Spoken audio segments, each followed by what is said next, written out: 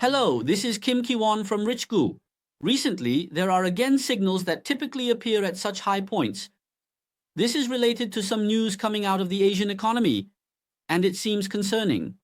Let's buy quickly before prices go up further. The price of first homes in Seoul is at its highest level in 26 months. So, what does that mean? There are a lot of first-time home buyers. As you can see, last month there were 4,051 first-time real estate transactions, which is a 47% increase compared to the beginning of the year. This is the highest number since May 2022. What is the reason for this? Concerns about rising home prices. There are quite a few experts creating anxiety right now, aren't there? They say to jump on board quickly. And then there's talk of interest rate cuts, with interest rates expected to drop. Isn't this a positive sign for the real estate market? So, for these reasons, there are an increasing number of people who are purchasing their first home. In a way, this means that many beginners who are not well versed in the real estate market are jumping in. We, the Richgo team, have clearly created data using the registration data from Seoul. Let me show you. The data has been updated as of August 3.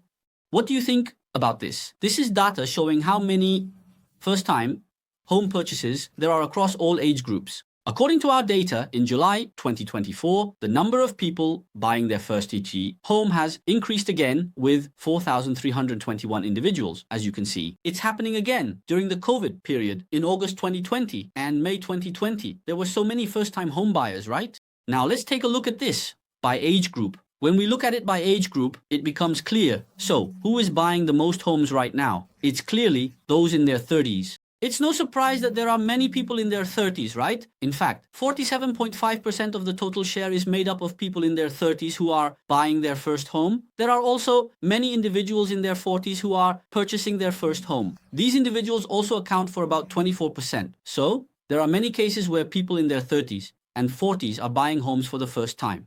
Looking at just the recent data, how is it? Especially, what is the proportion of first-time buyers in their 30s? It is currently rising significantly. So, what does this imply?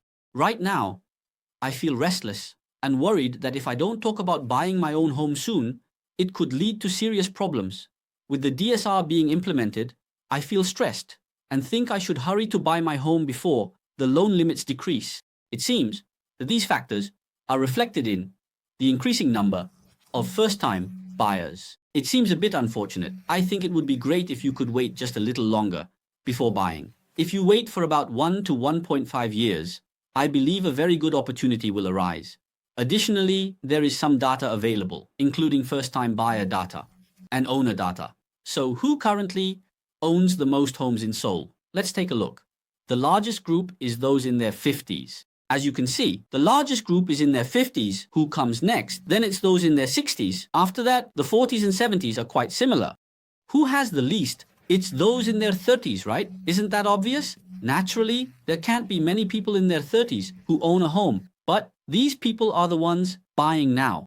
So, what about those in their 50s, 60s, and 70s who are approaching retirement or have already started their retirement? I currently own a significant portion of the apartments in Seoul. What percentage do these three add up to? If I combine these two, it exceeds about 50% or 70%. People aged 50 and above own more than 70% of the apartments in Seoul. How much does it amount to if we include those in their 40s? Almost 90%. 90% of the apartments in Seoul are currently owned by those aged 40 and above. However, those aged 50 and above are now facing retirement. Therefore, the current real estate market's outlook is inevitably closely related to the retirement plans of these individuals. If a crisis similar to that of 2008 were to occur in 2025, leading to a significant drop in real estate prices, it would likely come as a tremendous shock to those who are approaching retirement or have already begun their retirement. And here we have data on sellers and buyers, but let's take a look at the buyer data. So, who is buying right now? So, including first-time buyers, it's just people buying their second or third homes. Similarly here, the largest group is in their 40s, followed by those in their 30s. Who comes next? It's those in their 50s. So, the largest group is in their 40s, followed by those in their 30s. And there are also some buyers in their 50s. If we combine these three groups, what do we get? It's about 75%. So, The current age groups buying apartments in Seoul are those in their 40s, 30s, and 50s. This is what you can see now. Now, who are the sellers? Let's take a look at who is selling. Who is selling? People in their 40s are indeed selling the most. So, while the most buyers are in their 40s, the most sellers are also in their 40s. Now, who else is selling a lot? People in their 50s are selling a lot. Those in their 50s are selling a lot. And who comes next? People in their 60s are also selling a lot.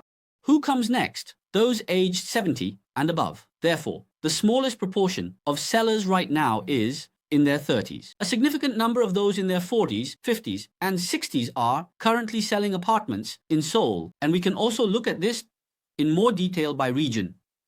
Instead of looking at all of Seoul, let's take a look at Gangnam-gu. So let me first show you who the age groups are that are buying and selling in Gangnam district. As for who owns the most apartments in Gangnam, Seoul right now, let's take a look.